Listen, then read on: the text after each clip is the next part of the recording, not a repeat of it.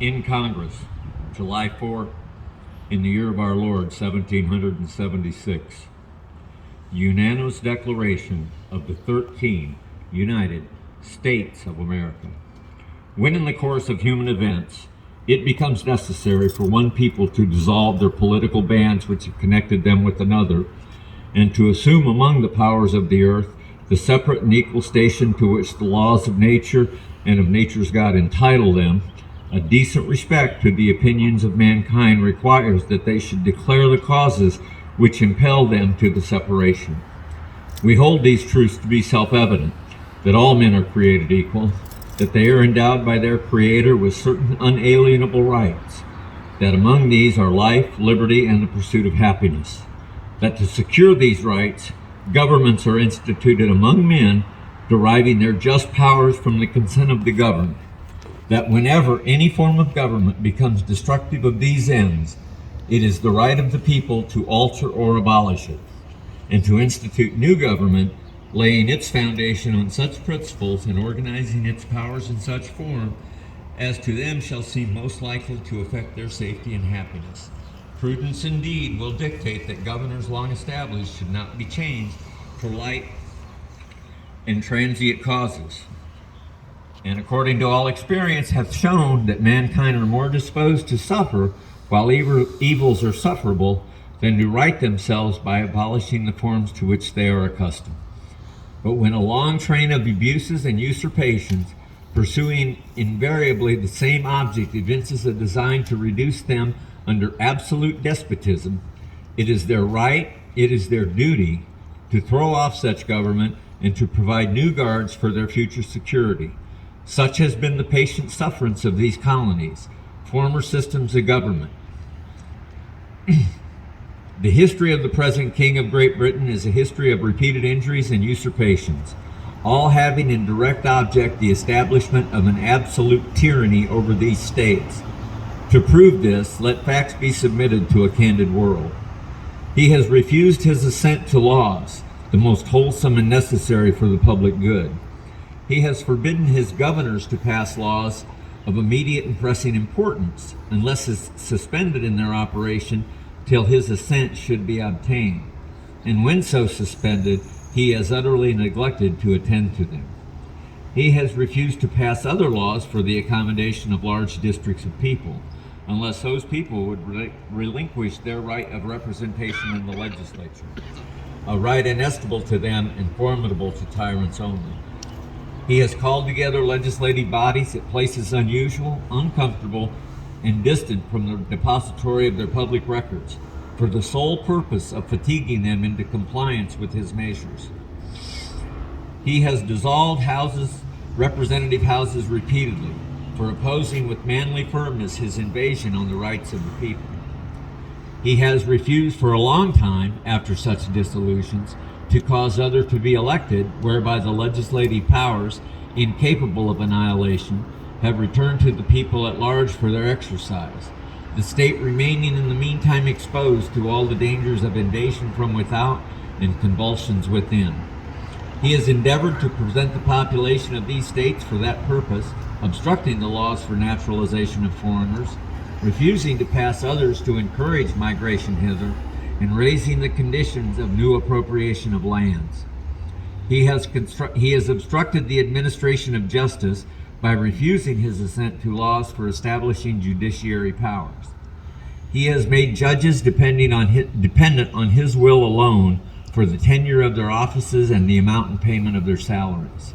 He has erected a multitude of new offices and sent hither swarms of officers to harass our people and eat out their substance. He has kept among us in times of peace standing armies without the consent of our legislature. He has affected to render the military independent of and superior to the civil power. He has combined with others to subject us to a jurisdiction foreign to our Constitution and unacknowledged by our laws, giving his assent to their acts of pretended legislation. For quartering large bodies of armed troops among us, for protecting them, by a mock trial, from punishment for any murders which they should commit on the inhabitants of these states, for cutting off our trade with all parts of the world, for imposing taxes on us without our consent, for depriving us in many cases of benefits of trial by jury, for transporting us beyond seas to be tried for pretended offenses, for abolishing the free system of English laws in a neighboring province, establishing therein an arbitrary government, and enlarging its boundaries so as to render it at once an example and fit instrument for introducing the same absolute rule in these colonies.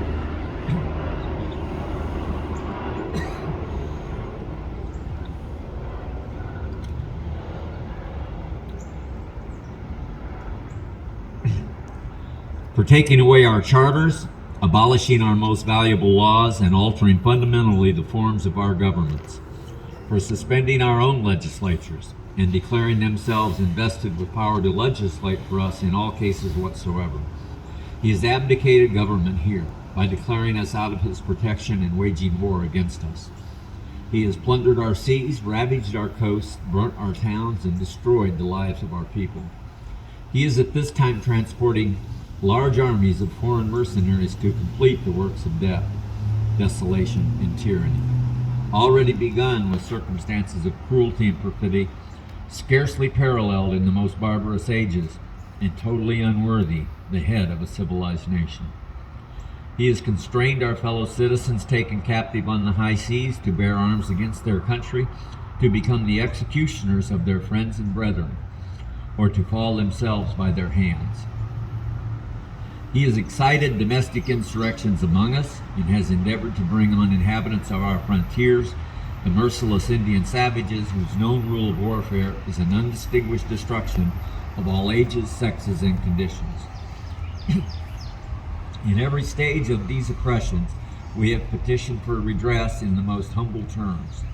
Our repeated petitions have been answered only by repeated injury. A prince whose character is thus marked by every act which may define a tyrant is unfit to be the ruler of a free people. Nor have we been wanting in attentions to our British brethren. We have warned them from time to time of attempts by their legislature to extend an unwarrantable jurisdiction over us. We have reminded them of the circumstances of our immigration and settlement here. We have appealed to their native justice and magnanimity. And we have conjured them by the ties of our common kindred to disavow these usurpations, which would inevitably interrupt our connections and correspondence. They too have been deaf to the voice of justice and consanguinity. We must therefore acquiesce in the necessity which denounces our separation and hold them, as we hold the rest of mankind, enemies in war, in peace friends.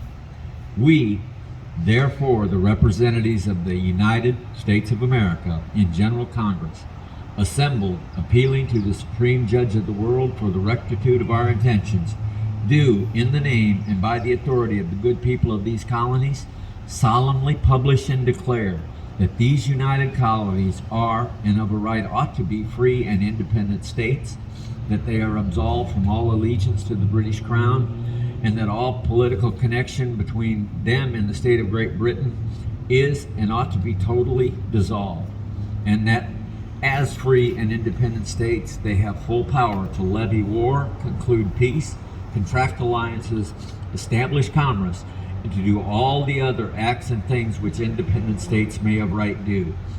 And for support of this declaration, with a firm reliance of the divine providence, we mutually pledge to each other our lives, our fortunes, and our sacred honor.